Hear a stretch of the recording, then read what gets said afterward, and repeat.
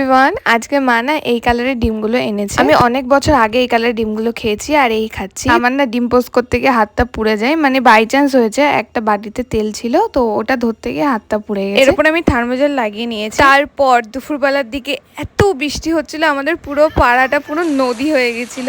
আমি তো ভাবছিলাম যে আজকে না ভিজলে চলবে না, পাড়ার বাচ্চারা মিলে এমনকি বড়রা মিলেও ভিজেছে। সেদিন খুব মজা হয়েছে। এরপর সন্ধ্যাবেলার দিকে বৃষ্টি পুরো কমে গেছিল, আমি বেরিয়ে একটা কোল্ড ড্রিঙ্কস খেয়েছিলাম আর একটা চিকেন সাটে খেয়েছিলাম। এরপর বাড়ি এসে চলে গেছিলাম একটা বার্থডে ইনভিটেশন। আমার পাশেই বাড়ি, আমার দিদির মেয়ের জন্মদিন ছিল।